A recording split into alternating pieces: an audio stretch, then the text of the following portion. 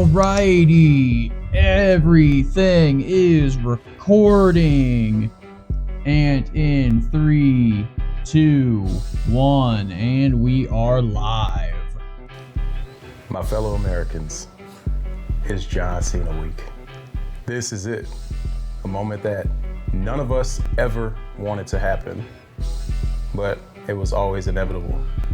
And it's gotta be Gunther, because who the hell else would it be?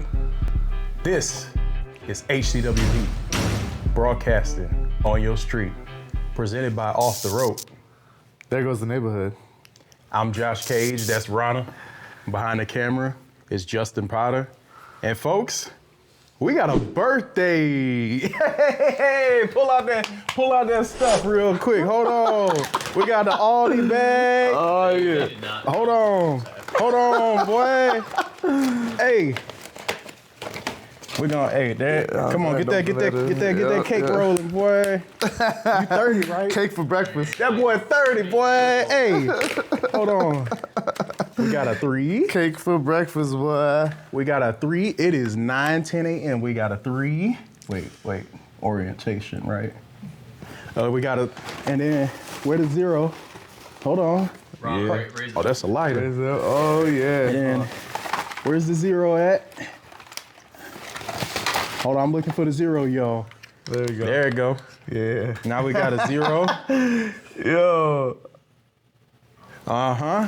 The amount of stress we had over bringing this bag in here without you seeing And it. then I was just like, I wonder if that bag's gonna be in front. this lighter brand new. I don't even, hey, look, you know I love you because I don't even use It would have lighters. been the awkward moment when this whole place was like filled with gas.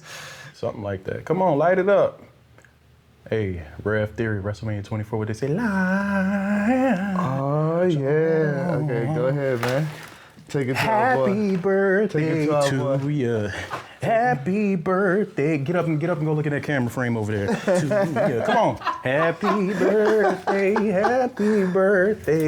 Go get over there. Yeah. Go look at the camera, boy. Hey. Alrighty, thank you all 30, very boy. much. Oh, Yeah. hold that cake right quick. But we ain't done. We got him. Hold on, boy. We got a card for our hero. Our hero. See the card?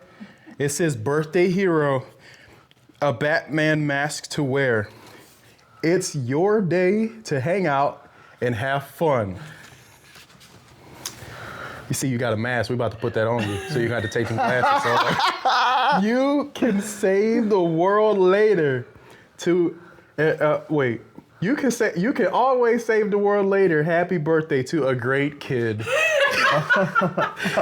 Thank you for being a friend and all your work to make HCW great. Signed by Josh Cage, signed by Anastasia Cage, and then I said excited to see what the future holds for us collectively. that's what Rana said. This is your card, but more comedically. Yeah. Go ahead, take them glasses off, bro. Put that card on your nightstand next to you. Come on, come stand up. Come stand up. Hey, take them glasses off, boy. Go ahead and. It's definitely gonna break. Oh, That's hard. that's all. Get over there. Yep. Y'all, come go sit in a regular camera frame. Hold on, switch spots. Go sit down. Yeah. You got any extra birthday words, birthday boy? I'm blind as shit because I don't have my glasses on. Happy birthday. People of Gotham, I want to thank you very much. And this has been a great start so far, even though we're 2 episodes in. I know, so wholesome for episode 2. Yeah. It's just wonderful. Yeah. And I'm gonna take this off because I can't see anything. I thought he was gonna put the glasses over the mask. No, also this thing is barely. It's hanging on by Yeah, you. there's not a lot of support. It's made for children. I've known Josh a very long time, so I appreciate this very much. And all right, well, let's get back to the actual agenda. We have a long episode to record. Oh man, And that was a fun way to start, wasn't it? fun way to start. Yeah. Just acknowledge that birthday. Make sure you know how loved you are around here. You know, how much we appreciate you. Yes, truly. You know, you make the whole ship run. So I'm giving this man like a paragraph of like gratitude at 2 a.m. talking about some, yo, let me call you right quick, man. After I rewatch our podcast like 2 or 3 times. No, you've watched it 200 times. Don't lie. Yeah. So this is John Cena week. This episode is gonna be all about John Cena. You know, token of appreciation. I mean, he signed in 2000, debuted on the main roster late 2002, mid to late 2000. I don't remember exactly when he debuted. I think it's like 23 years. 23 years. I'm 27. He's 27. Justin's 30. So I mean, this is essentially almost our entire lifespans. You know, this is a guy that we grew up with. Now you. But I'm sure there's been multiple times and multiple things that you can appreciate. And Dude. One of those things would be John Cena's album. Or like his like basically his entire, anything that got to do with him and hip hop, like, but I do want to take a moment to sidestep and say, like, dude, like, truly, like, I really do feel like he's one of those cases where you could say that we grew up with him, because no matter how much you were involved or were a fan of WWE or wrestling, like, you knew John Cena, man. Like, that dude was synonymous with, like, wrestling. Yeah, he just was like everywhere, how, too. I'm gonna say this, and like, I'm gonna say this, like what Kobe and LeBron and Michael Jordan are for basketball, what Tom Brady is for football, John Cena is wrestling. Yeah. 1000%. So I think there was no way you didn't, dude, like the jorts, bruh. Yeah. Like, he like really helmed that. That Kmart line. Tell the kids about Kmart. Oh, Go get your man. John Cena clothes at Kmart. Yeah, no, he like, I remember kids that tried to dress like John Cena growing up, like back in Hazelwood. So I think really, like, man, like, that's everybody. Like, even I was talking to Rabia about it. She never watched it. I don't think she even seen a highlight or even ever had WWE playing on her TV, and like, everybody knows everybody got the joke, like, why is this interviewer, he was just on the Joe Rogan experience, so like, he was like, why is Joe Rogan interviewing himself? Like, you know, everybody, there's always, who's that in the picture? There's nobody in the picture. Like, that's always been, you know, so. Bad movies, the Fred movies, playing Fred's dad. I feel like a lot of kids might vaguely remember that. I mean, the shirts were everywhere growing up. I mean, before I even started watching wrestling, you know, seeing those just shirts. Like anytime if you went into, you know, like a Walmart and you just saw merchandise, John Cena's face is in the forefront of all of it. Whether it be, you know, shirts, backpacks, lunch boxes, like, saw a guy who's the face of the company for, you know, 15 years of that, like, 23-year career. And a longer span of being the top guy than almost anyone else. I mean, when we think about it, when John Cena got to the top 2005, and he stayed there consistently to about, let's say, 2013, where he was just main eventing WrestleManias. Because then because like by SummerSlam 14, because that was the big shock. Yeah. When he got demolished by Brock in like 5 minutes. Yeah. That was kind of when he was on the way out. Yeah, and I mean, he had that gap of main event WrestleManias between 29 and 41. So I mean, that's a fairly long gap. I mean, he was still, you could consider him upper mid card after that point, more of like a gatekeeper role. But he was more of an elevator at that point. It was all about elevating talent, whether it be the U.S. title run or the SmackDown run, which really helped revitalize SmackDown at a time where that second show was nothing. Yeah. And then just working with guys who needed it. You know, like the AJ Styles feud really cemented AJ Styles in WWE. Yeah. And yeah, the guy who just everything he was given gave back, except for the Nexus, but we don't talk about that. I mean, I feel like that was pre John Cena giving back. Yeah, that was you know when you know that was the you know the face that runs the place era. Yeah. Where it was. That was a great era. Yeah. God, fell off a cliff after that. Yes, any feud you see with him now, like it's always about elevating the star. Yeah, I agree. How many covers of the game was he on? Well, he was on 2K15. That's right. I'm sure he was on SmackDown versus Raws, but I feel like those covers had multiple guys on them. So while I can picture it, I don't remember exactly, per se which ones were the specific ones. But also, you don't account special editions because sometimes they'll have a separate star on a special edition of the game. So or like, don't they do reversible covers too? they'll do that. Yeah, and that's not something that I kept up with, honestly. I see.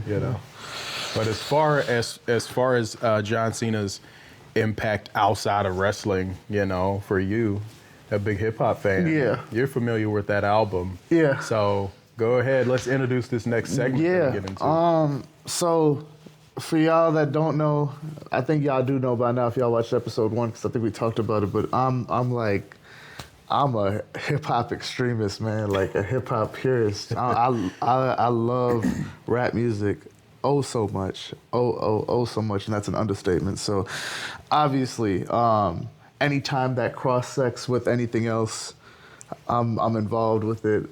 I'm on it, and this happens to be what I was so excited about for this episode was this very topic because John Cena is very much a student of the game and of the culture, and he the fact that he created, he got the moniker Dr. Thugonomics and everything, and just his entrance music has stayed the same since 2004? 2005. Okay. Yeah, So when did the album came out in 2005, I think. Because before, he had Word Life for a bit. Yeah. And then switched to. All of them, all his entrance musics were rap songs. Yeah. So that's just already he gets, he became my favorite wrestler off that. You know what I'm saying? I just want to first and foremost shout out, Mark Joseph Predka, aka, or formerly known as the Trademark, but now known as just Trademark. He dropped the. I feel like he probably thought that was dating himself a little bit. So he's just Trademark now. Because his first name is Mark, so Mark with the C anyway. So, and he's 1/3 of the East Coast Avengers, which is really cool too. So he got bars, man. Like his first album, this ain't about his music per se, right? We're talking about their music collectively, but I will say, Inferiority Complex, it came out in 2008. That was Trademark's first solo project. It is hard. I never heard it. It's hard. It's like, I'm telling you, I'm gauging this off of it's good rap music. It ain't even this is good for wrestlers or what. No, and Trademark's really like that. He's really that's his only focus, right? Where John Cena's kind of this multifaceted icon. Anyway, but yeah, check out if you like his bars and in their You Can't See Me project, then you would love his solo. He got 3 solo projects and I think 1 project with the East Coast Avengers. Anyway, the You Can't See Me joint.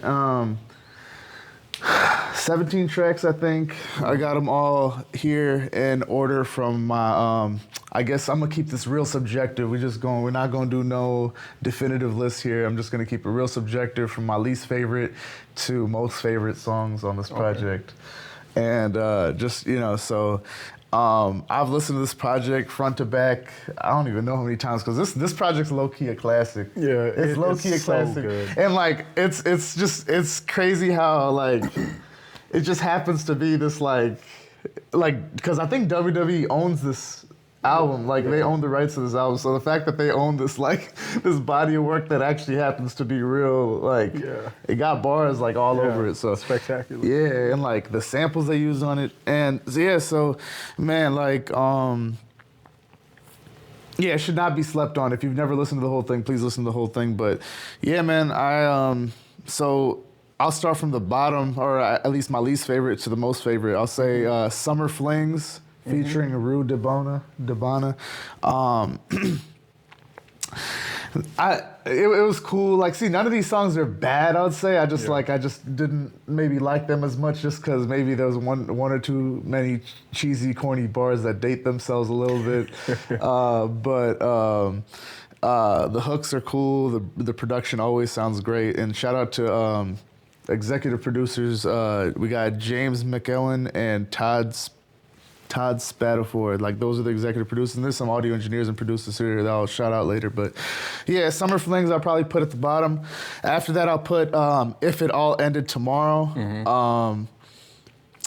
They use that in the end credits for the movie The Marine, if you've ever watched that. And that came out, I think, in 2006. Something like that. Yeah.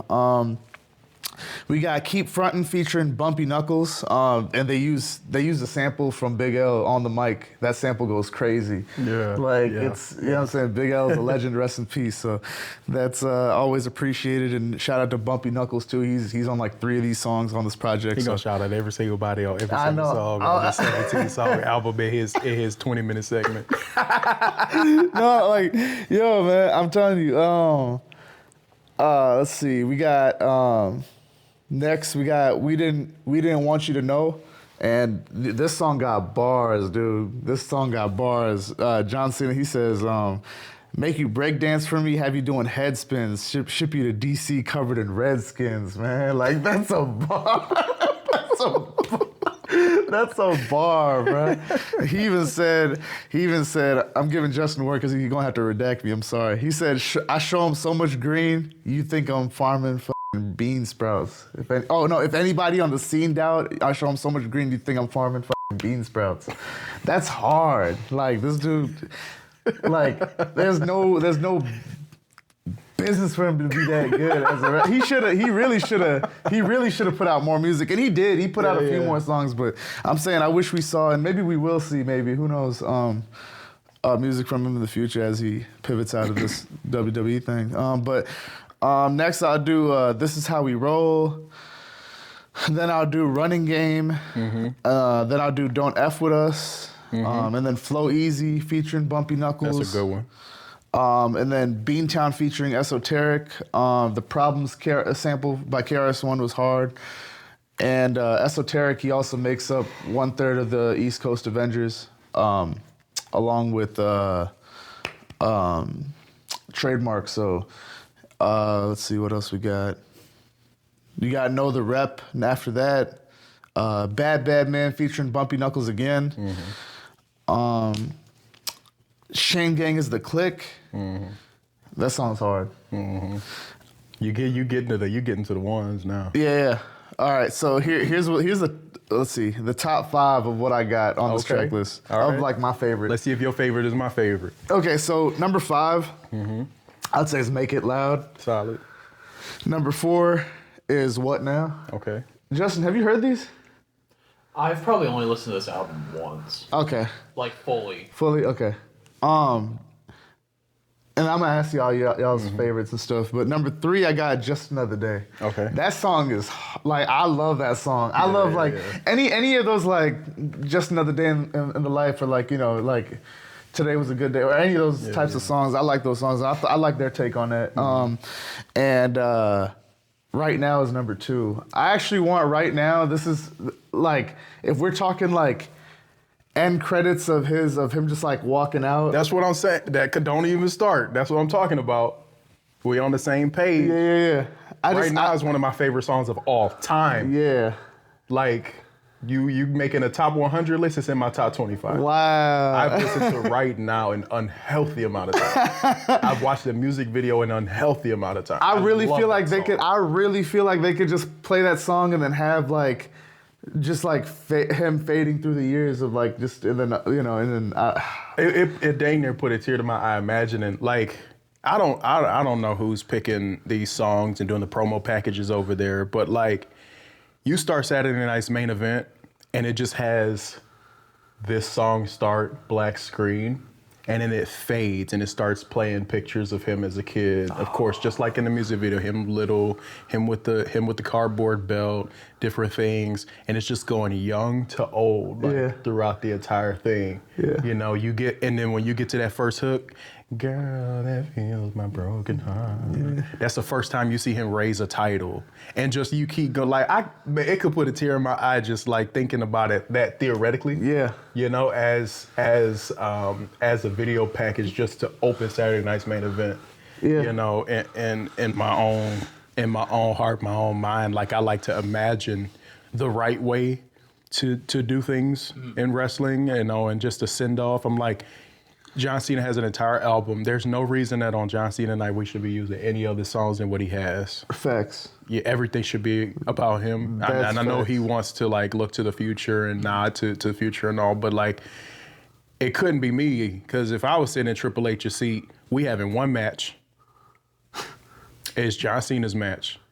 And dang near we gonna have Gunther. Gunther gonna have the freaking the Washington DC Orchestra playing his song for him to come out, and then John Cena gonna come out, but it's gonna be the trademark, and then somebody standing in place rapping John Cena's part for like his songs. I would want John Cena to rap his own parts, man. I ain't gonna fake it. Or, you know, he could do something and then bang, hit a mic flip. You know, then that it just run in the ring. And that's my number one favorite song off the project. The Time Is Now is my number one favorite song off that project. It only makes sense for me also just as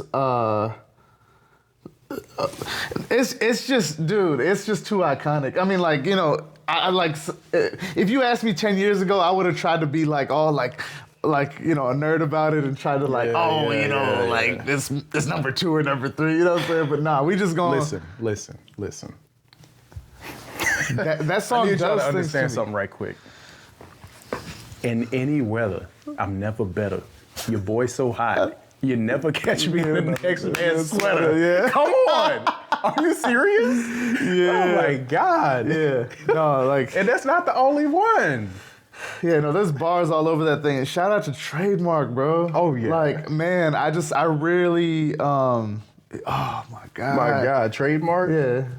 Talk about the bread you make, but don't know the recipe for dough, though? You kidding me? Oh my God. Shout out to Jake One. I know I'm giving mad shout outs, especially whenever it comes to anything rap or hip hop related. But yeah, shout out to Jake One because he produced this banger of an anthem. Yeah. You know what I'm saying? And that song was engineered for arenas, stadiums in mind. Without a doubt. That song is insane. Gotta chill. It's an incredible song. Yeah, like, I love that song so much. Ever since I first heard it when I was a kid, I used to just run it back on YouTube when YouTube. Yeah, and something about that song too. Like, I've been to, you know, more than 100 wrestling shows, which have all been a lot of fun. I've seen John Cena more times than I can remember, and. You met John Cena? Yeah, I have met John Cena. How many times? One time. One time. You're gonna have to talk about it. This episode. We'll get to that in my seg.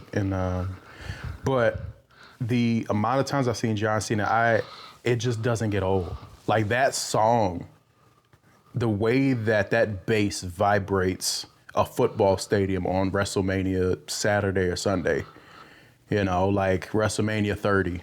It's like they boosted the bass times 10 in the Superdome. Like, the stadium was like, you standing up there, come out. Every time that bass would hit and those trumpets, man, like, it's just so good. I feel like there's very few wrestling themes where it, like, the first hit, you feel it. Man, shout out to everybody that worked on that project. Yeah. The You Can't See Me project with him and Trademark. I mean, everyone that worked on it. All the audio engineers, all the beat makers, all the features, the executive producers, they all did an exceptional job. And there was, I mean, you know, there was a song that didn't make the cut. I thought Basic Economics should have made the cut, but it didn't. Word Life. Yeah. They were. Yeah. I mean, those low key classics. All his little freestyles in the rings. Man said, taking over Earth is still kicking in Uranus. Yeah. That's hard. Oh, God, how do you think it is? Yeah. Like, there are people that, there are so many different ways you could be creative. Yeah. And I just find, like lyrical things like that. Yeah, for sure.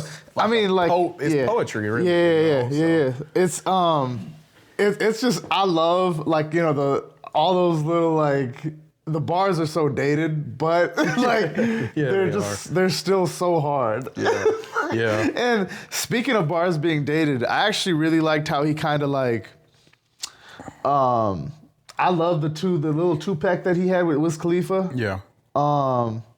Breaks and all day. Oh yeah, the ones that were on WWE 2K15. Yeah. I forgot about those songs. Yeah, so the way he kind of like hearing him on like modern production, or I guess you could kind of hear, even that sounds dated now. Yeah. That was 10 years ago, but that mid 2010s, like where Wiz Khalifa was on like everything, so hearing John Cena on that production was pretty cool.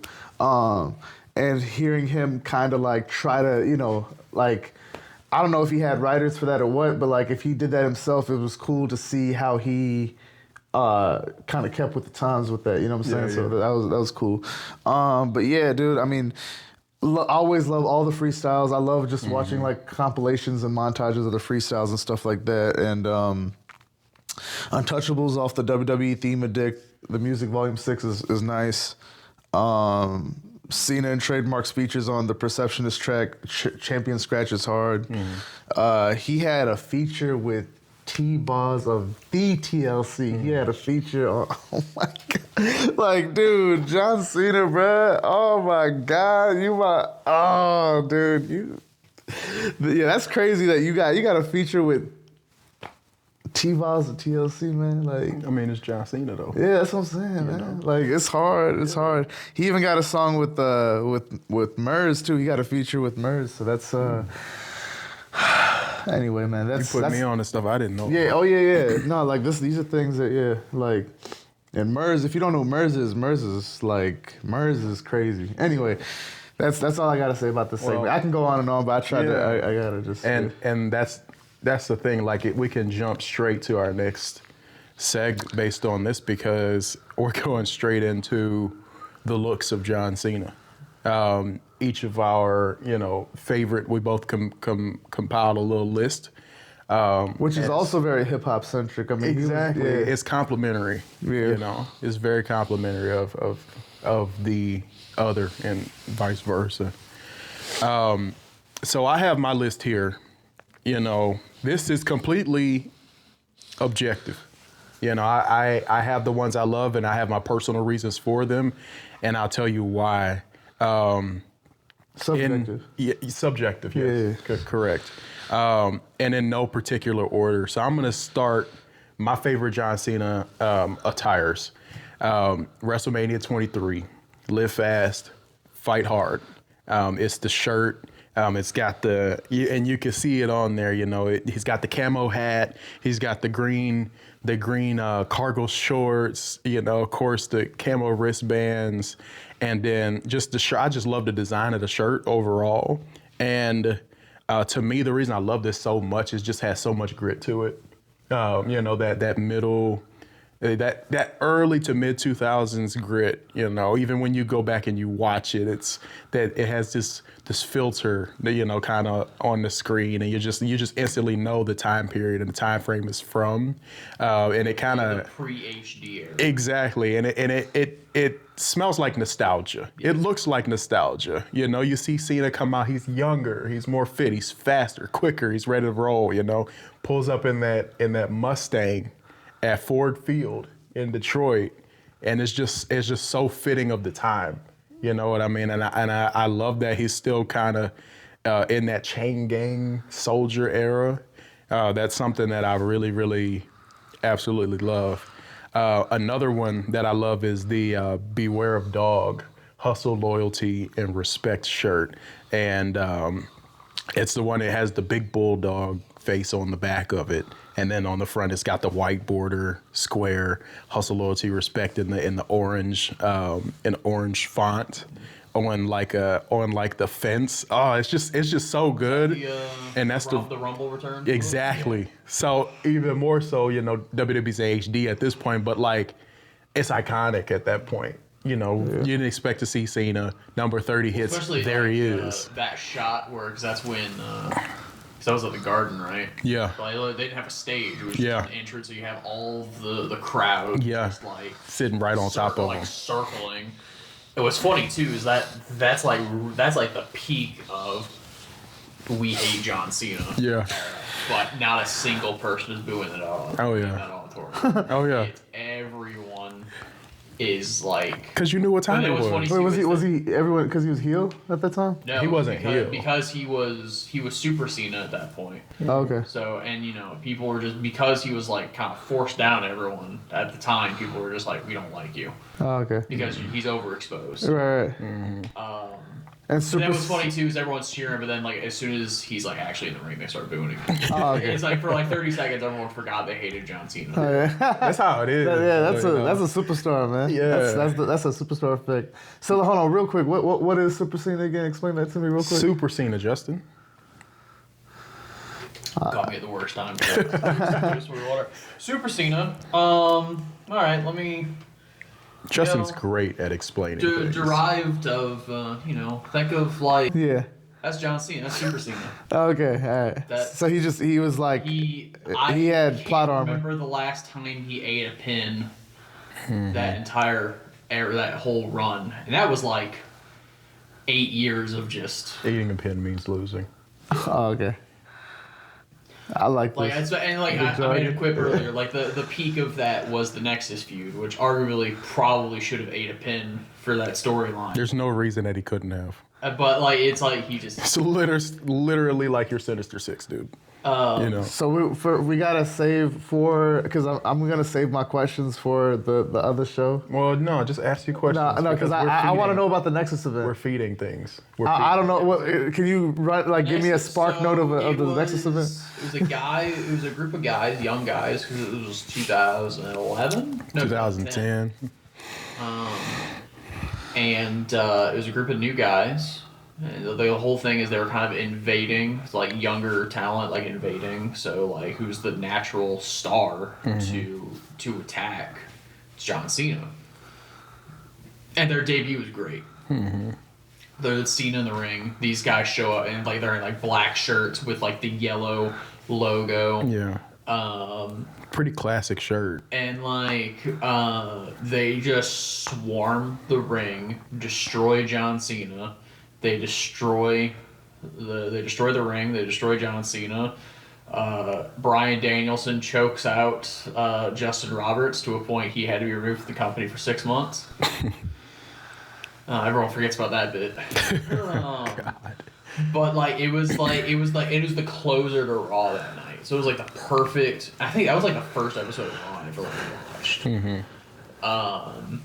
When I was like kind of dipping my toes in the that's a hell of a way to start. But then like the feud happens, and like first match Cena wins.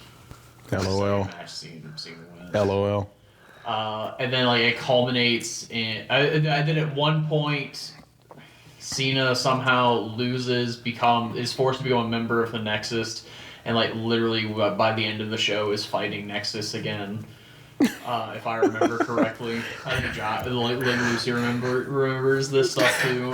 It's so vague. And then it culminates to SummerSlam, where it was Team WWE versus Team Nexus, which is really just which was like an elimination tag match. Yeah.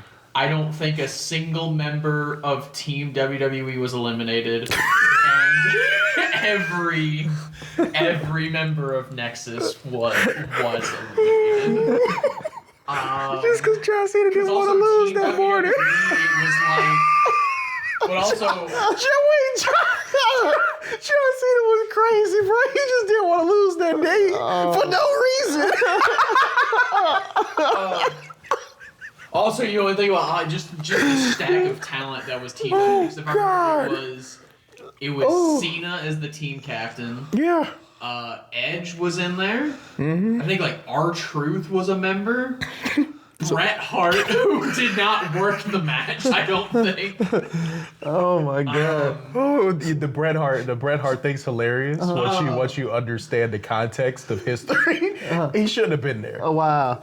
He was just there because he had just come back like to the company. Bro was waddling like a duck at that point. Oh my goodness. Yeah. So hold on. So who exactly was the Nexus? Like who are they? Like what? Wade Barrett. So Wade Barrett was the leader. He's on commentary. Skip Sheffield, which is Ryback.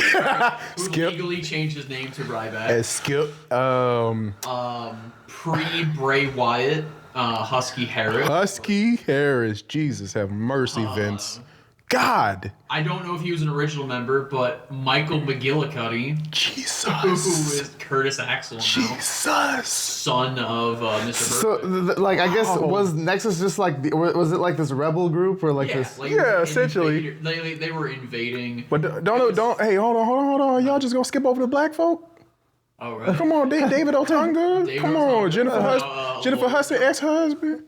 Yeah, David Otunga. It did. What's that other brother name was? God, he was big and he was black and he was bald. And the only thing I think he was in Nexus because I can't think of a single. And that's all he had going for him was them three things. But I know who you're talking about. Ezekiel Jackson. Yes. Jesus. Was this like this Nexus group? Was this like their debut? Yeah, they debuted on that show. Like all of them collectively. Yeah, all of them. Okay.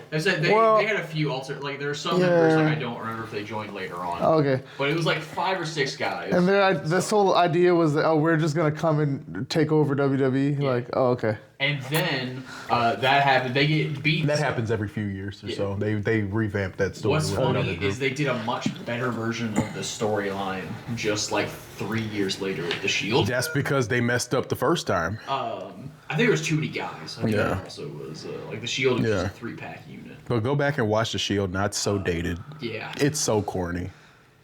Like it's not good. Yeah. And that was funny. But then Nexus is. gets beat so bad. CM Punk took over the group. Yeah, I remember that. Came New Nexus, and then there was also a second group called the Core. Oh God! Who is the original Nexus groups fighting New Nexus. And then what's funny Core. too, they completely dropped that storyline because then the CM Punk pipe bomb happens against John Cena. So that's a brief 2010, 2011. Hey, Colt Cabana. Yeah. We're talking about another iconic John Cena moment. Just John Cena versus CM Punk at Money in the Bank 2011. Oh man. Boy, hey, talk about home. Save that for later. Yeah, talk about home field advantage though. My God, for the reaction that he got at that Royal Rumble 08, polar opposite against CM Punk in Chicago 2011. The only other one that's that polarizing is ECW. Yeah. That is the most like enemy territory. John doesn't. Great match too. Yeah, that's him versus Rob Van Dam. Yeah. For the WWE title. Classic. Great match. God, you borderline wish that weed wasn't such a big deal back then. You know, I feel like a couple of people would have made it out the mud. RVD being one of them. My God, what a sidetrack on a segment about attires. My bad. My bad. No, I know. My God. My next would be the Never Give Up 10-year strong shirt, particularly the black one. I wasn't that crazy about the yellow one, and I think it's maybe because the yellow one debuted at WrestleMania 29. Was it which reversed? Twice colors? in a lifetime, yeah. So- and I didn't want John Cena to win that match. Wasn't it like a navy? Because I thought it was navy and yellow, and then yellow and navy is the alternate. What I'm looking at is black. Okay. It might have been one of those like washed black. It might have been that New York Yankees midnight navy or something. I can't remember. We're talking. This is it right here. I thought that was navy. Yeah. It might have been. Well, it could be just the light too. Yeah. But regardless, I love that. That's a great look. That with the khaki. What are those called? The shorts. Like the cargo shorts. Yeah. I preferred seeing John Cena in jorts, but the cargo shorts era wasn't so bad either. Yeah. My next attire that I really loved, November 17th, 2025. I think everybody and their cousin wants that hat, but it's his farewell tour New York Yankees attire. I mean, that hat is just unbelievable. I mean, I looked it up. I think it's going for like $100 on eBay right now. Wow. Just to be able to have that hat. It's sold out on WWE Shop. The shirt's sold out. It's just such a good, it's legitimately one of his best looks, and he only wore it for one single night in his entire career. And then, of course, there's another one, which is WrestleMania 35, specifically because this is when I met John Cena Okay. on the Thursday before he had a book signing. And I'm not big on paying to meet people. That's just not something that I really am too crazy about. But they announced his book signing, and me and my friends that are going to WrestleMania, we had a gap in our schedule, of course. So we're looking at it. So some of us, me and Chantel, we decided, hey, we're going to this. Because it's dang $20 Yeah, you will never to meet John Cena and take a pass. I said never see it because it's never. You know what's funny? That reminds me. It was when I've never met John, but when I met Cody on the Indies, and that cost me $20. You're never. You ain't paying under $5. I think they had like a dinner or something over WrestleMania that was, it was obviously thousands of dollars to sit in this dinner. John's autograph, because he's been doing conventions a lot lately this year, which he normally doesn't. But I hope he keeps doing, because I'd be willing to. It's probably for the Peacemaker stuff, right? Probably. Yeah. And also just the retirement stuff too. Okay. Yeah. But he's been doing a lot of conventions a lot recently. His autograph, which I actually was shocked this was cheap. Now some people are gonna think the price was like $250 for his autograph. Yeah. For what I've seen a lot of celebrities charge, especially at conventions, that's a steal. And I got that for $20. Yeah. I got that, and I got to shake his hand. Was that obviously it was probably to drive book sales, right?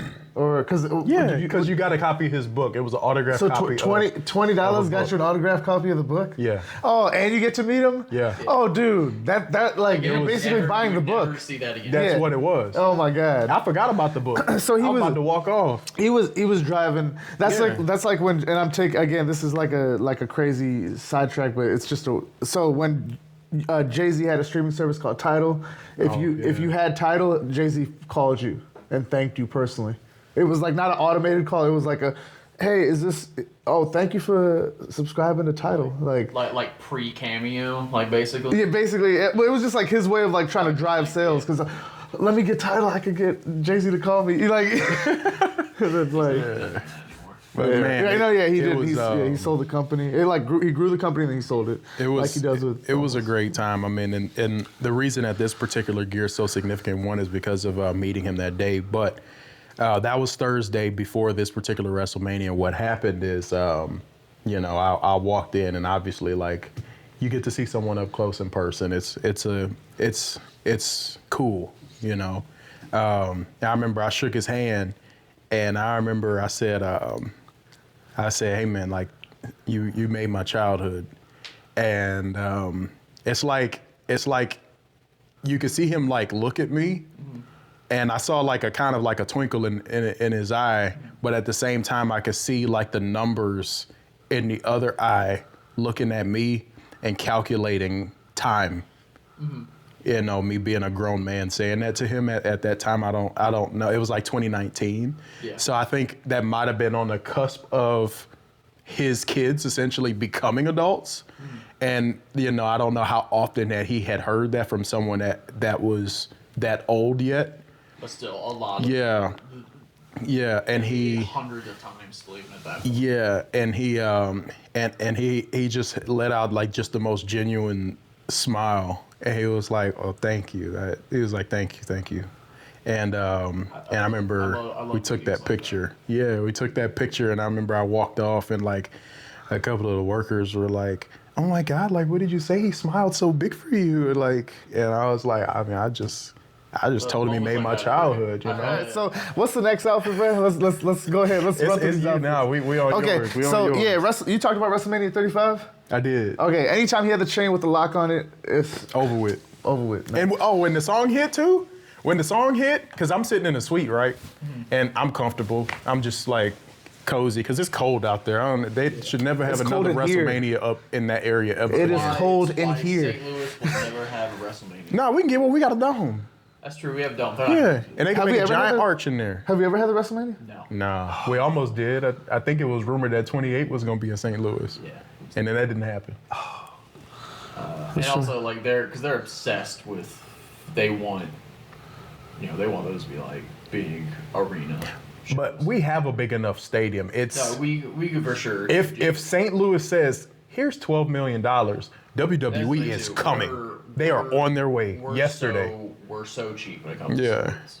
Yeah. We just usually got to front the money. If WWE put up the money, WrestleMania 45 would be here. Yeah. I know, because I know They'll Randy's fix it up. petitions several years trying to get it. But Yeah. Where was the Royal Rumble at? That was at the Dome. Oh, okay. Yeah. Like, you would do WrestleMania in there. Was it not Enterprise Center? No. No. Oh, it wasn't It was the Dome, but it was but they cut in took half. half. With a curtain. I got you. I remember. That's what I'm saying. You could put WrestleMania in there. You could easily get 70K.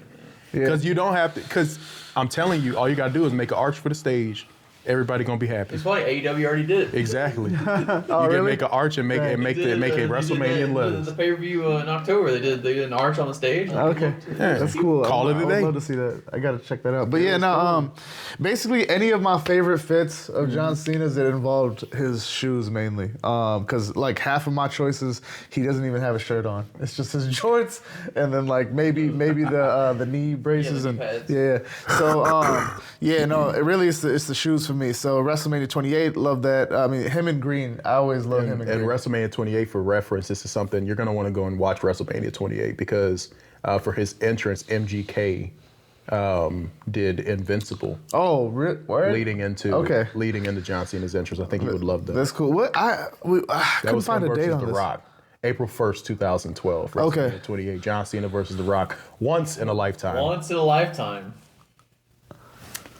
Until it wasn't. Until it happened exactly the next year. Oh wow. In the main event of WrestleMania. But it was marketed as once in a lifetime. Wow, So yeah. imagine you paid all this money, Yeah. which wasn't a lot back then, but you bought a ticket, you flew out. Yeah. You flew out. Yeah. You and the kids. Yeah. You flown Ready to everybody watch out. John Cena versus The You Rock. skip Disney. You skip Disney For for once in a lifetime to go see Dwayne versus John Cena, and you got an MGK and a Flo Rida concert back to back. And then them niggas they're did like, it you again. know what? Let's do this again in New Jersey. So the numbers are probably real. I mean, they're always high, but They like, did it again. yeah. They said run it back. And then didn't do it a third time. So they tied. I'm like, why the hell we tied? We're not gonna get no payoff. God. The Raw after WrestleMania 41, where he was wearing the this is in his heel. He's heel now, right? Yeah. Yeah, he is. And this is, I mean, one of my favorite moments. Now, mind you, I'm very fresh to this. I'm very, very One of his favorite moments this year. Yeah. Yo, just him getting RKO'd, but like while wearing the Travis Scott joints, the bright cactus Travis Scotts. I mean, those. That was really cool to see because I know he always wears his. I think he got like the orthopedics or something Yeah. So to see him wear that, and I get it, he was wearing that because he had his. You know what I'm saying? After that abysmal match that they had. Yeah, that was crazy. But it was dope to see him wear that, so that was cool. Man, I could never see Travis Scott again and be happy. No, that was wild.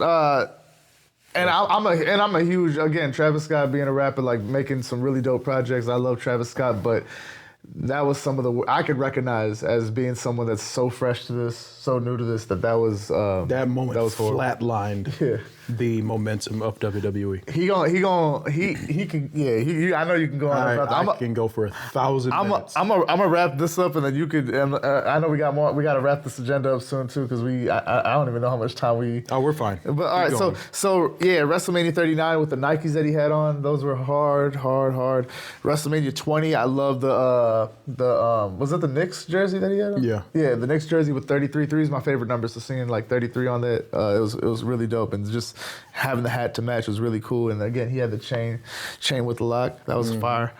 I mean, man, his pendant, his big circle pendant with the chain gang jersey, the black and white, the just matching black jersey. and white with the wrist, with the, oh my God, everything, hat, jersey, had the chain, the big old pendant. This would be your outfit if you had to dress up. Oh yeah, easy. Just belly out. Say that's what he's doing next Halloween. Oh man, but that's it, man. That's our favorite pieces of attire, like attire over the years, is gear over the years. So we've made it through an album review and attires, and I think we've taken up an entire episode, but we are not done. So we're gonna keep it rolling here. So if you're still with us, thank you. And we're gonna roll straight over into these words from a friend who wanted to send in a video. He's a gigantic John Cena fan, so you're gonna hear from Sahil Swan right now. Hey, what's up? Sahil here, and before I start, I just want to say thank you to Josh for letting me come on here and say some words about my favorite superstar of all time, that is John Cena. And yeah, where do I even begin with him? You know, he's been one of my favorite and my brothers for a long time, for about 20-25 years, and it is his retirement tour, and his final match is coming up, and we're both excited and sad at the same time. So he deserves it, you know, everything this man has done for not just us, but for kids and for grown adults as well. You know, he's given us a lot of memories, some really good ones, and I can't thank him enough. Everything this man has done, not just in the ring, but outside of the ring as well. And I think he's the perfect, you know, example of what a superstar should be like. So thank you to him, and yeah, and thank you to Josh as well. I'll see you guys later. And thank you to Sahil once again for that lovely video. We know how much you love John Cena. We know how much of an impact he's had on, you know, just how much you're a fan of wrestling. So just wanted to make sure we included that moment in there. Yeah, for sure. Just a little special something, and get a little involvement outside of the storage unit as well. Friend of the show, yeah. No, Friend of the show. Good friend of the show. Good friend of the show, yeah. So now it's time for our next segment, which will be I just want to take a minute and talk about the personal impact of John Cena and the legacy that he leaves behind, you know, walking away while he's still capable, unlike Ric Flair and Hulk Hogan and some other people that we're not gonna do it to them today. But John Cena, really appreciate and respect the fact that he is going out on top like this with a guaranteed banger against Gunther. Gotta be 5 Meltzer stars, 6 if it was in the Tokyo Dome. So if it's in the Tokyo Dome, maybe even 7 because it's John Cena's last match. The only way it would be a higher star rating. Yeah. And of course, this never would have happened. Yeah. Like the one dream match I wish we could have got. Oh, that's 2. One, a man who's going to be retiring in the next 3 weeks, Tanahashi. Yeah. The face of Japan against the face of America. Tanahashi versus Cena would have been amazing. That would have been great. And then another one, the face of a different promotion, Kenny Omega against John Cena. I think that would have probably an 8-star class. Blow the roof. It would have broke the star Bump rating. all that. Just put them in the triple threat. Yeah, it's like regardless. And then you do that in the Tokyo Dome where Over with. Oh, man. Tokyo Dome would have been able to hold as it. much as the retirement tours kind of, it's had its moments and it's ebbed and flowed, but like there's standing room only. People would have been everywhere. Man, if there's one match I would like sell my soul for, it'd be one of those 2. Don't sell your soul. It's just wrestling. Yeah. No, that's how much it means. Like, But like that's one of those dream matches. Like I've seen a lot of great matches, and I've seen a lot of great dreams. And it has to be 45 minutes. Yeah, like let them go until the wheels fall off. God, John Cena in Japan is a concept that I never even considered. Yeah. But thinking about him and his style, like translate, it would translate pretty well. Even because like we've got it because he's fought Nakamura. Yeah. Like 2 or 3 times. Yeah. And like those were really good matches. But that was under the WWE umbrella. Yeah. But I'm thinking it would have given you a taste of what. because Cena's a hungry guy when he has a challenge, and I think that the strong style version of wrestling would have excited him. I think especially, honestly, I think our biggest qualifier what that would have looked like is the Cena AJ feud. Yeah. Because AJ was still hot off of the Japan tour and was still kind of in that style. Yeah. Oh, Cena would have been hitting destroyers. Yeah. In middle rope pile drivers. Doing bad Hurricane Ranas. Oh yeah. That Hurricane Rana, he thinks he can do it. He still can't do it. I love the man so much. He cannot do a Hurricane Rana. It's the best Hurricane Rana in the business. Oh my God. But yeah, man. Obviously, we know the history of John Cena. Personally, for me, I remember the first time I ever watched wrestling. The person that captured my attention was actually Santino Marella, which is for just attention grabbing. It makes sense. Like it was so hilarious looking back, but like he was on there, and then like the show went off, and I was like, oh my God, like when's the next one? I have to see Santino Marella. Mm-hmm. Of all people, that was the guy that started it for me. But then that next episode that I watched, I think it was a Raw, and that was the John Cena, Zack Ryder, Eve Torres Confusion Triangle situation in which Zack Ryder got drove off the stage. Yeah, that was in his wheelchair. But that was the Rise Against Hate feud. Yeah, embrace the hate. It was embrace the hate. Embrace the hate. John Cena and Mayor Glenn Jacobs. Libertarian. Kane. Yeah. For those who don't know. They better know. At this point. The fact that I actually knew that. We have to know. But yeah, terrible storyline. But man, because that's also caught my attention. That caught my attention. And the Royal Rumble happened, which was in St. Louis, and I had no idea. And they were talking about the next night. They were like, the Royal Rumble, St. Louis last night. I was like, what? I would have gone. I was so sad. There was 2 shows that year we missed. Yeah, and freaking Raw 1000. You have Royal Rumble and Raw 1000 in the same year. That's back when WWE loved going to St. Louis. Yeah, now they just say why was they that? Because of the cost? I don't know why. It was just history, man. So here's the thing. The Rock won his first title in St. Louis. Was the first Hell in a Cell match here? I think so. 97? Yeah, because Kane debuted here, right? Yeah.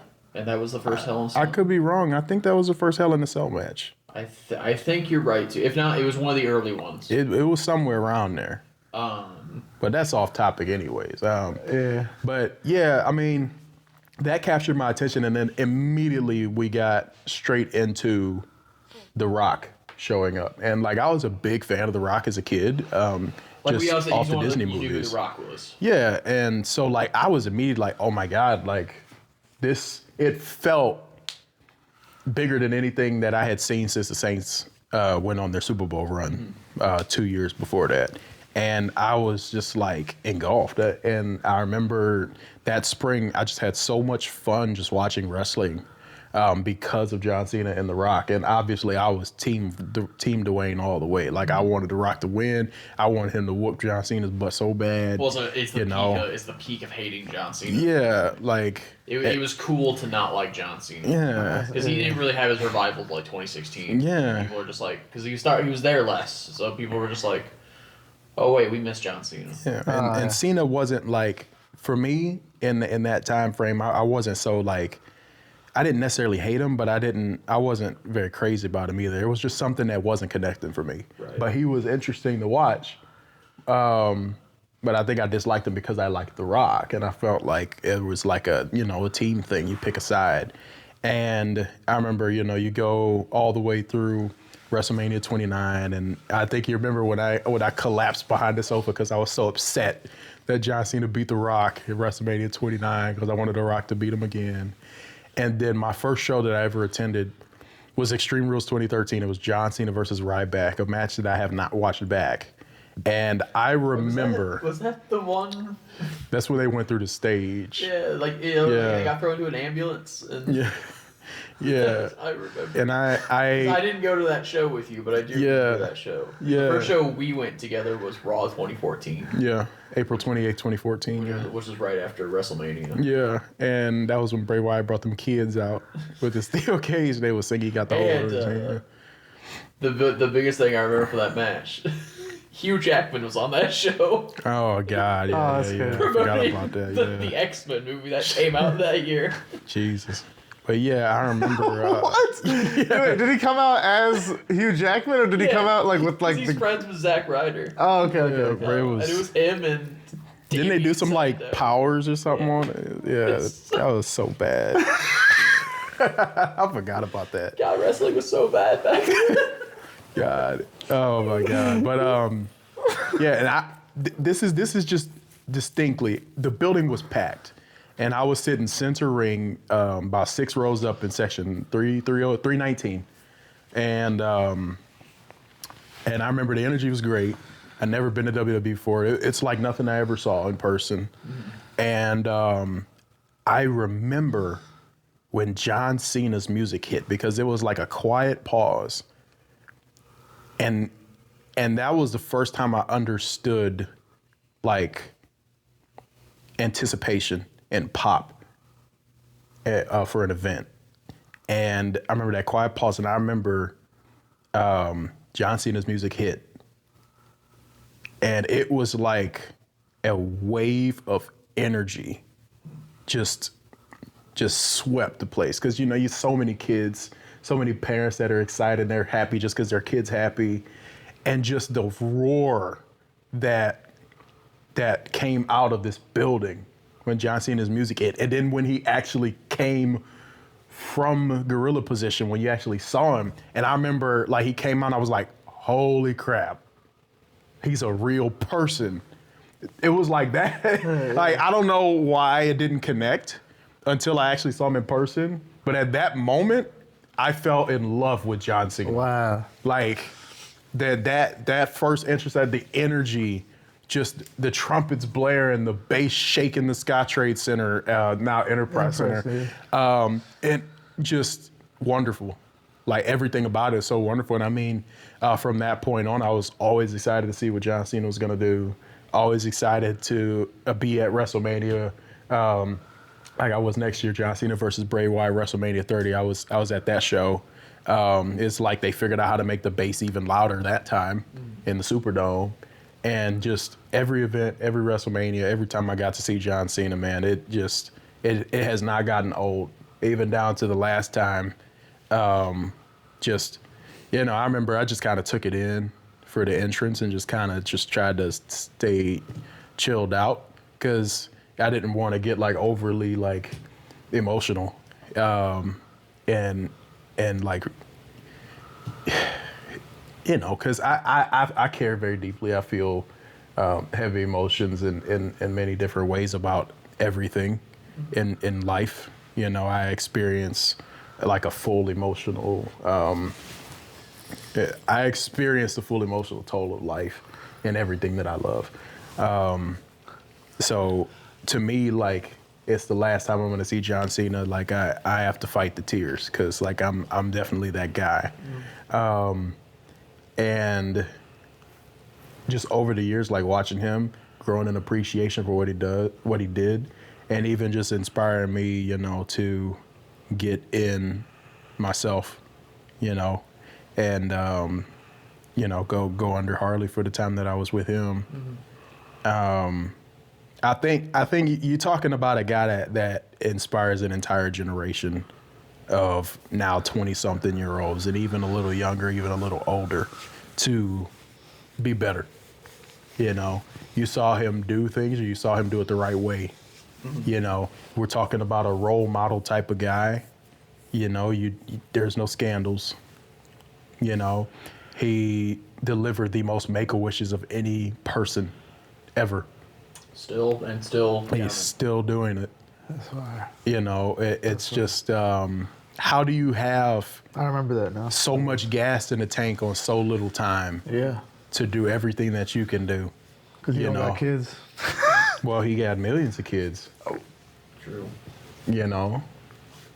And I respect a man that can say, I don't know if I'd be the father that I should be or would want to be. No, that's noble. You That's know? noble, yeah. Instead of just pumping 6 kids out and being, you know, and then you got like a Steve Austin who didn't raise his daughters, but we still treat him like a god, while morally that's a corrupt situation, you know.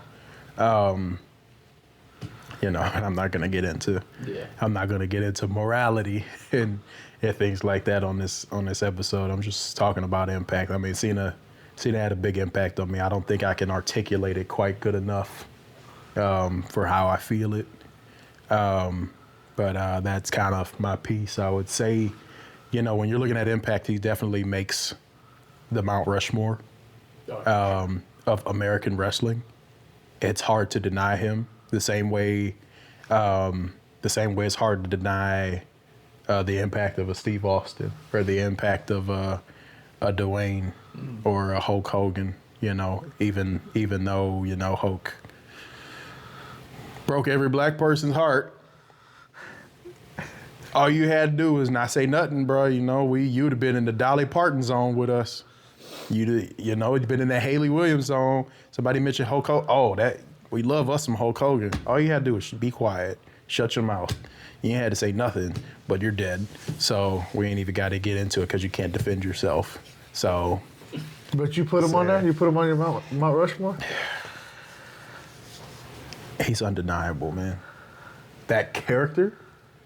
You talking about Hogan? Yeah. Because I remember you told me he would say, Justin, you can maybe speak to this too. Like, would you say that Hogan changed? Like he helped evolve wrestling when he wrestling is what it is now because right place, right time. Yeah. He was the right guy at the right place at the right time. Maybe, you know, not the best worker, but he didn't have to work with the crowd, and especially when Vince was wanting to evolve wrestling at that point. Because wrestling pre that era was so isolated to the territories and based on, like, it was very regional. Yeah. But culturally, you could see the differences between the promotions. But then also, I will say, it would have happened regardless, just because that's when the technology was changing. Yeah. You know, satellite was about to take off, and just Vince was the first one. He was hell bent on nationalizing nationalizing he saw WWE. something in Hogan, and, you know, the rest is history. Now wrestling is this global dominant thing. Yeah, I mean, it was either going to be him or freaking who, like Magnum TA or something like that. Like, it was going to be somebody, but not on that. You gotta execute once you're placed into a situation, and Hogan excelled. He went above and beyond executing what he was asked. He answered the call 1,000%. And it laid the framework on what to do with top guys going forward. Yeah, so Hogan, Dwayne, John, Roman. Yeah. It's all the same framework. And I think when you're talking about American wrestling, and I'm saying American specifically because there are different regions. I mean, I can't make and my Mount Rushmore of American wrestling would be probably like 5 or 6. You know, I wouldn't bound it to 4 guys. That would be disrespectful. But like, we got you. If we're looking at wrestling overall, you can't pick 4 guys in worldwide wrestling. You know, if you're going, you got to put Inoki on there then. You know, but if you go to Mexico, you got to put Blue Demon. That's hard. So isolate this to American wrestling, you know, then consider my Mount Rushmore. You're looking at Hulk Hogan. Unfortunately, there's no way he cannot be on that Mount Rushmore. You're looking at Stone Cold Steve Austin, Ric Flair, The Undertaker, The Rock, and John Cena. If you had to confine it to 4. If you had to confine it to 4. Hogan. Ric Flair. Stone Cold Steve Austin. Jesus. I'm kind of going eras here. So Hogan for the rock and wrestling boom. Ric Flair for the territorial classic. Stone Cold Steve Austin for the cultural shift of professional wrestling, and John Cena for another cultural shift of professional wrestling in the 2000s. John Cena launched us into the wrestling that we have today as far as WWE goes. So that's why those guys would be my 4-man Mount Rushmore, but really my American wrestling Mount Rushmore would be about 6 or 7. So 6, 7. Well, what's your Mount Rushmore? Mount Rushmore, mine is purely personal, subjective, but I'll do 2 modern and 2 classics. Because it's hard. Wrestling's hard. Yeah. Oh no, But of course. for me, we'll do the modern ones first because it's the most recent. John Cena. Some people agree with me, some people won't. Josh is already gonna know who I'm gonna say. CM Punk. Independent wrestling would not be what it is without CM Punk. That's agreeable. You have others, Danielson, Styles, Yeah. Kevin Owens, but CM Punk. When you think independent wrestling, especially the early 2000s, and what it is today, it is CM Punk. And it is such a huge part of wrestling, like promotions. I don't think many people that weren't around or watching at that time understand the legacy and impact of CM Punk, because I don't know if it is being currently projected or explained, but he when we get to this is the last match, you're going to start seeing a lot of people pouring out hey, we might want to start considering that CM Punk is probably one of the pillars of professional wrestling past the year 2000. And also just post the year 2000. And to like make it for layman's terms, Punk is the Steve Austin of his era. Yeah. In attitude, in draw, in work. And that's why and then Cena and Punk, some of the best matches you will ever see. You're talking 2 sides of the same coin, just 2 guys who just knew how to gel together and work well together. And it's tough right now because you're not getting CM Punk. You're not getting CM Punk at 100% of what he can be, because since he's come back, he's been a legacy act. Yeah. Now, if there becomes, obviously he had Feud of the Year with Drew McIntyre 2024, but that's still under the legacy act. Now, if we get a heel turn out of Punk, generational, I'm talking. It's over with. You will understand what we were going through in 2011. And also, you will understand. Will it be bigger than Cena heel turn? So it would be better. But it'd be the exact opposite. Because Cena's heel run didn't work for a few reasons. Yeah. And mainly, and now that John couldn't do it, the time had kind of passed on doing it. I get why they should have happened in 2012 when they wanted to pull the trigger. When they had that theme song made for it. It just didn't work. But Punk,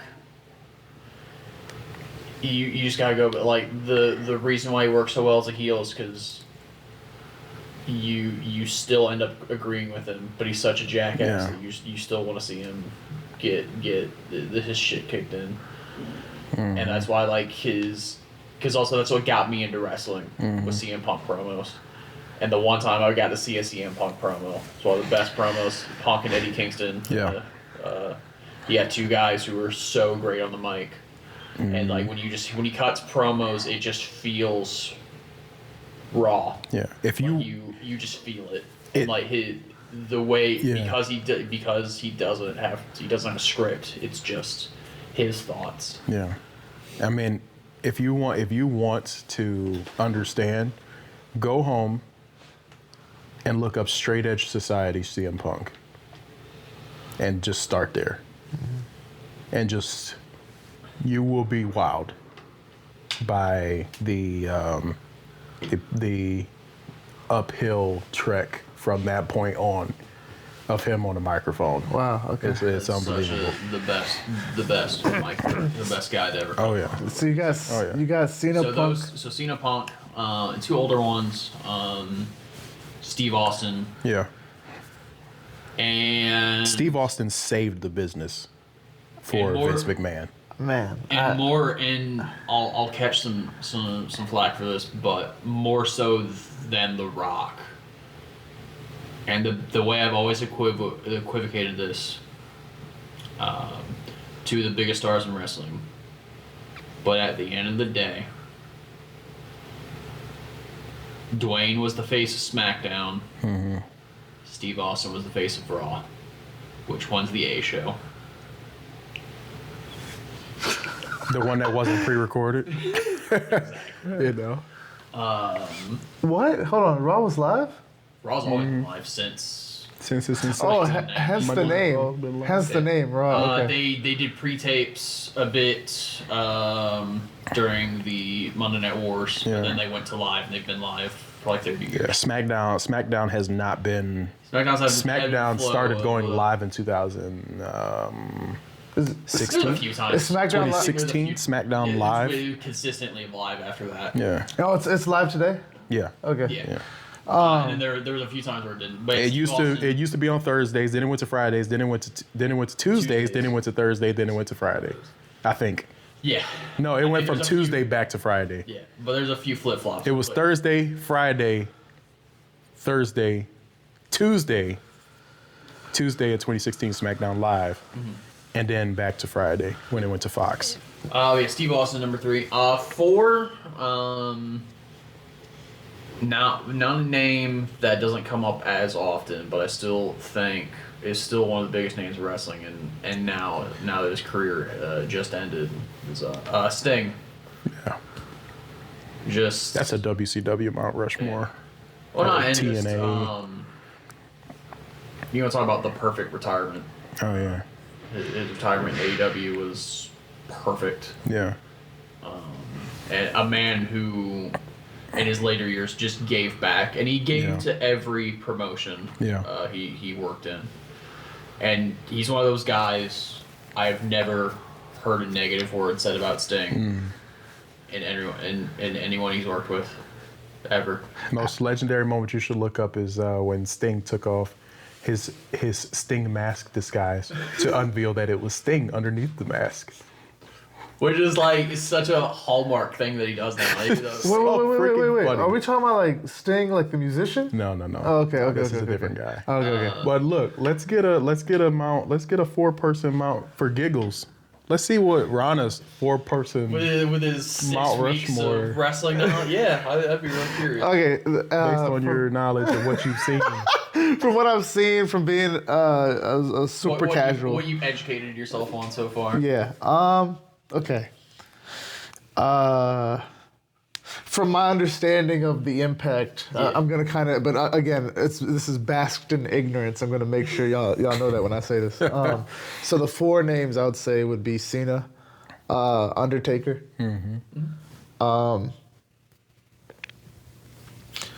Okay, hold on. Let's see. He's heating it up. Yeah. Okay. The 4 it would be Cena, Undertaker, Rey Mysterio, and then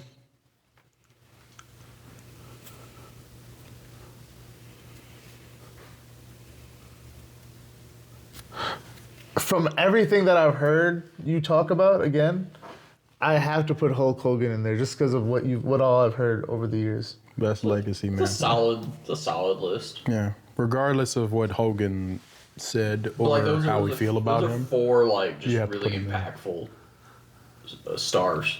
Not putting Hogan on my Mount Rushmore, in my opinion, would be just as bad as baseball not letting Pete Rose in the Hall of Fame because he gambled. Yeah, it's one of those weird like I can't dispute the impact. It's like yay for hip hop. Yeah, like undeniable. Yeah, The impact is so I get it. undeniable. I get it. Or R. Kelly for R&B. Like, you know what I'm saying? I like. It's one of those things you just can't really. I get it though. He liked kids though. Huh? He liked kids though. Hogan just didn't like black people. I can accept Hogan's. I don't think I could accept R. Kelly. Yeah. Run us down the card for Saturday night's main event. Yeah, so we got 3 matches confirmed so far. Now, granted, we are recording on Sunday the 7th, so by the time this comes out, Wednesday, Thursday, they might announce the new matches. Yeah. But and as far as we know, that's opening the show. What it sounds like, we have John Cena versus Gunther, Which is couldn't be me. I get the couldn't be reasoning. me. Couldn't be me. But yeah, we having one match. And the reasoning is because he wants to focus on the future. Okay. Bump the future. The future's tomorrow. You is right now. Yeah. The time is now. It's one. I get it, but yeah, I would have. That's right. I would have preferred it to be the last match. Yeah. To really soak in.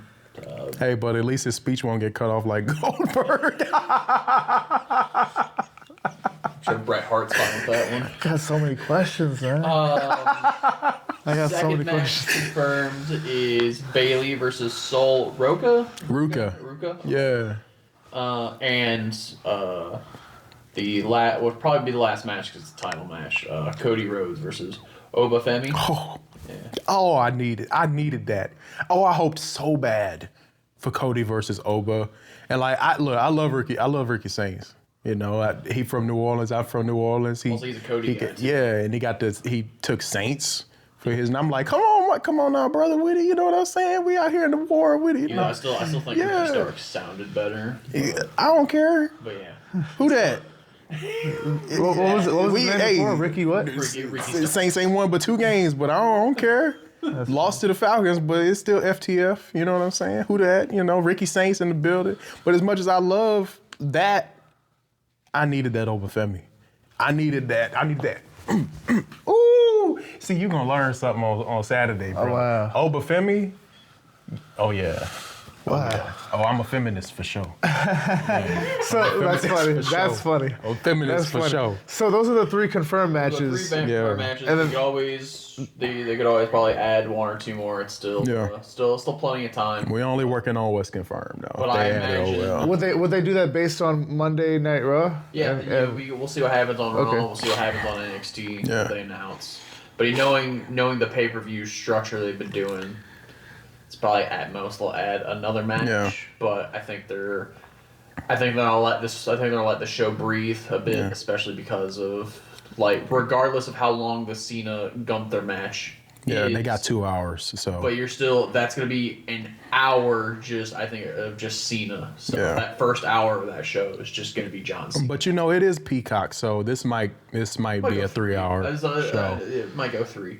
Yeah. Plus, I can imagine the other 2 matches could probably go like 20 minutes. Apiece. Yeah. Plus entrances. Oh, you're generous. This is WWE. Yeah. You're getting 8 minutes and 12 seconds. You're right. I'm sorry. We don't. And you're gonna we get don't do long you're gonna matches. get 30 minutes of commercial in between. And you're gonna like that. You're right. You're gonna like. Cody, You forgot it's a marketing company now Right. for Cody Endeavor. will probably at most go 15. Ari Emanuel. So But yeah, that's what the show's looking like. I would love to talk to Ari Emanuel and just be like, why? What was the point of you? You don't even like wrestling.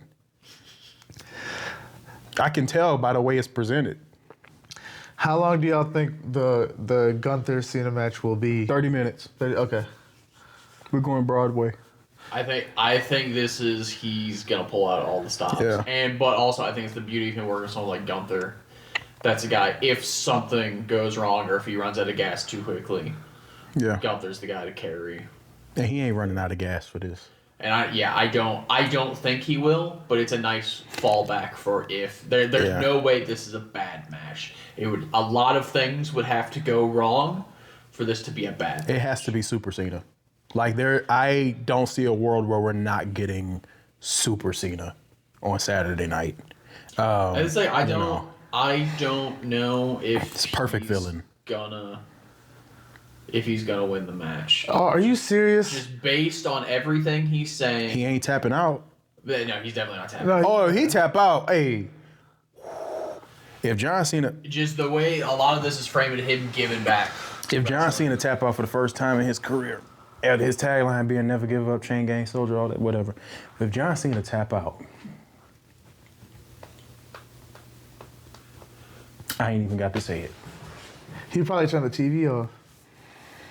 A lot more than that's gonna happen. He probably punched my TV, man. I'm just saying the next time they in St. Louis, I'm gonna locate. Rana, I'm gonna locate somebody and talk to somebody. In preparation, have it on standby. Oh no! You know I'm a TV geek. I'm not. Look, he got that Sony OLED. No. Because if we were watching the basement, I'd give him a reason to make me change the TV because he hates the TV. Oh, well, the TV in the basement is garbage. but check you got this the out. OLED upstairs. Yeah, though, that's right. So we gotta watch on the OLED. Yeah. But no, check this out. You really think there's a world where Cena could lose that match? Yeah. Okay. Yeah. In professional wrestling, traditionally you go out on your back. You lose your last match. Why? Because you give back. It's the end of your career. You're giving back to a new star. Because traditionally you win your first match, you lose your last match. Someone gave you the rub. Someone gave you a launching pad for good karma and to give back to your legacy. You lose your last match. Now this is a situation where John Cena could win. Yeah, and there's a lot you can do with it. Situation where I know Did Sting win? Sting won his last match, but it was pulling teeth for Tony Khan to convince this man to not eat a pin. Yeah. It was like basically it was Tony Khan, Darby Allin, and the Bucks being like, "Now you're winning." Now let me give you a reason for Cena to win here. One, Cena wins. LOL. Super Cena. We're going back. It'd be funny. 06 John Cena, super powered. Another reason is Gunther doesn't need the I beat John Cena. What could happen here is, obviously we've seen Gunther kind of return to being Walter. Yeah. A little bit. And what we're looking at here with the return to the original theme song and a little bit more of his classic Walter era, we're looking at a situation where if there is somebody in the room that has the balls, you have him lose to John Cena, and now Gunther becomes the ultimate villain for the rest of his career, the ultimate gatekeeper, because he's built a career on being a bad guy, and he could not beat that guy in the end. So he spends his career terrorizing people, terrorizing baby faces, terrorizing good guys for the next 10, 15 years. Just you got a Brock situation. Yeah, and that's why I kind of want Gunther to win. Because you don't want to be locked into that type of role, or no, I want him to be like Legend Killer 2.0. You want him to say, "I beat John Cena." I beat John Cena. Okay. I beat Goldberg.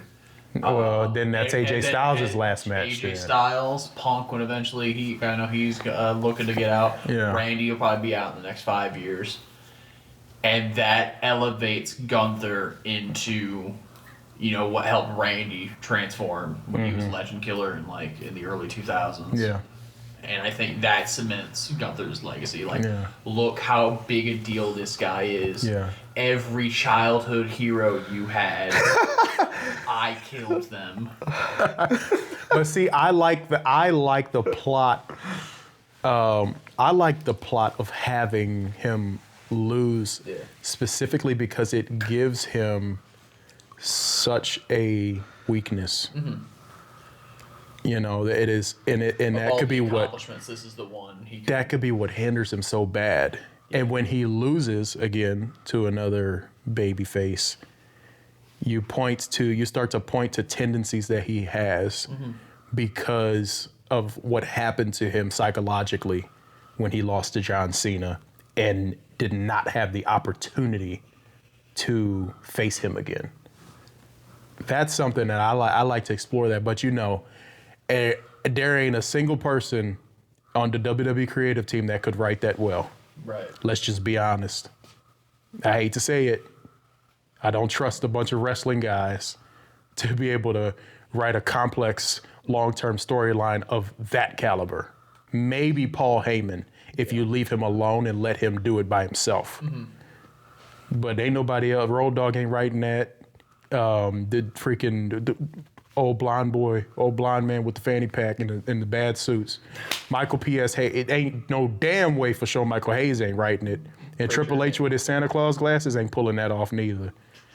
I'm just being real. So while I would love to see that would require you better pull somebody over from Marvel.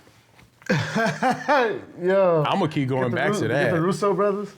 If you fired everybody and put the Russo brothers and you sat them you locked the Russo brothers. You get the Russos and the Usos, man. Lock the Russo brothers in a house in Alaska for 6 months and make them watch everything in WWE history.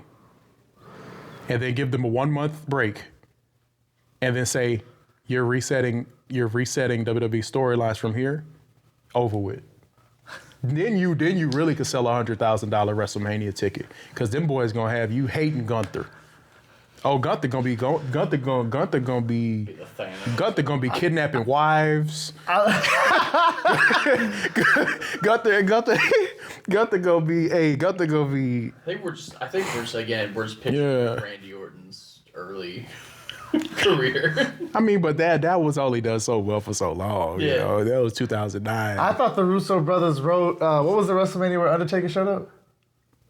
WrestleMania 40. Avengers Endgame, WrestleMania 40. Yeah, they did WrestleMania Endgame. Dude, that's the thing. They can do that level. That was the craziest. Once in a blue moon. That was the craziest pop that he's seen me. I lost it, bro. Like we all lost it with my little with my We need the footage. I know all these people. We need the footage of that. Yo. From Saga. Oh my god, bro. That was wild. Anyway, that was all day. Your pop for that was almost me when Roman beat Cody at WrestleMania 39. Oh. You remember how happy I was? Yeah. Oh god, I was so happy. I was so happy. Oh my god. But real quick, before we move on, did Undertaker lose his last match? Yeah. Oh, okay. Did he? Who? Oh wait, no. He had the Boneyard, man. He won. I guess that was his last match. Yeah, the Boneyard against AJ Styles. He buried him. The streak was already broken by that point, though, so it didn't matter. Not only did he not lose, he buried his opponent. Yeah. As far as I remember. Wait, who was the opponent? AJ Styles. Oh wow. Okay. Yeah. But also, it was a weird one because it was a cinematic thing. It was deflated. One, it was a cinematic match, and two, he'd already lost the streak, so it kind of it felt like it was just kind of a thing. It just didn't feel it. Yeah. So here's the prediction. We're skipping the other matches on Saturday night's main event because they're just it's John Cena. Yeah. The other matches are going to happen. They're wonderful exhibitions. So y'all's prediction is that Gunther wins. My prediction.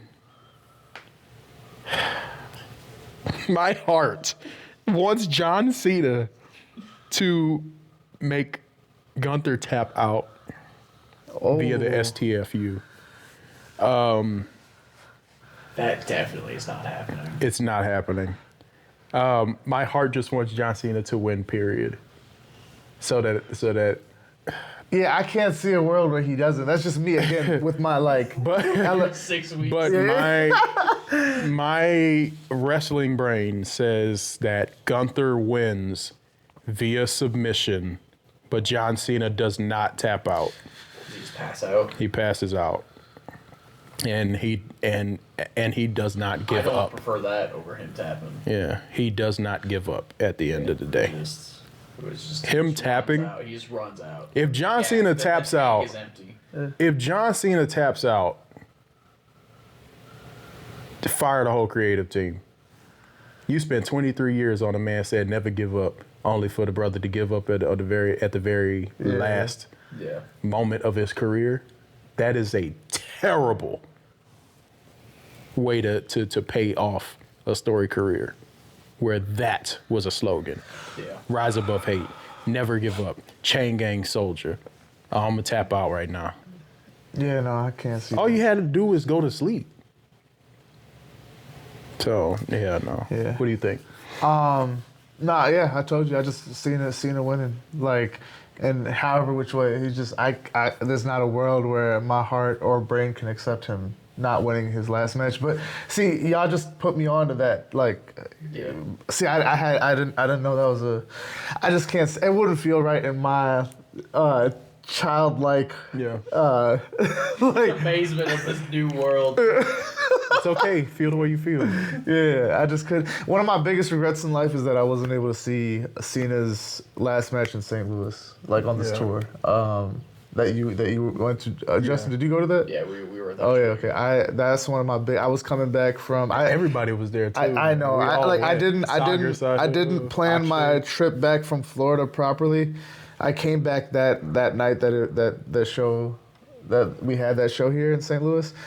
And the fact that what the salt on the wound is, they had merch for specific St. Louis merch. Yeah, That's why that probably is my favorite Cena shirt. Yeah. It's very, very biased. You love the blues. Well, I'm very biased. I'm a big Blues fan. Oh, that's probably his favorite shirt in his whole wardrobe because it combines the two things. It's not my favorite shirt in my wardrobe. That's my favorite Cena shirt. It's St. Louis Blues theme. So yeah. Anyway, that's one of my biggest regrets in life. I don't have many regrets. I don't like using the word regrets because I feel like, but that's definitely no regrets. That's definitely No, that's definitely one of them. Well, but hopefully, who knows? Maybe we'll see. Well, yeah, maybe the Rock will walk out and be like, "Thrice, I'll see you at WrestleMania," and Cena gonna be like, "Yeah," because that'd be kind of cool, but that's just wishful thinking. The Saudis will pay them both $80 billion. Oh, God. Also, so obviously Cena will come back in the future. I don't think so. He's not going to wrestle. I think because he has a new, his career is really going well outside. Right. James Gunn is not going to stop employing this guy anytime soon. James Gunn, bring him back to St. Louis, please, so I can fulfill that. That's funny. He was just in town too, James Gunn. Right. But for y'all that don't know, James Gunn's from St. Louis. Yeah. But I don't. He's got a job forever at DC. No, I'm saying, would he? Is there a chance, or is there a nice high probability that he'll come back? There's always a chance. Well, in professional wrestling, you never say never. But this is one guy that I think you should listen to when he talks. Yeah, because I think he doesn't want to be like the other guys and think he still has something in the tank, and he doesn't. Yeah. Mark Henry had a lot left in the tank, though. Yeah. Man, I'm just going to say, in the words of Cena, if I catch a glimpse of your chick and she's smiling, she fine, I'll make sure she lose your number. She'd be dialing mine. What a great feature for the show. Please, if you loved this show, if you enjoyed it, laughed or cried or anything with us, like the video, leave a comment, subscribe, turn on your notifications after subscribing, follow us on Instagram, follow us on TikTok. You can listen to us on Apple Podcasts and Spotify as well. You can find us in the same place at the same time next week. Y'all take care. Be easy. Yeah.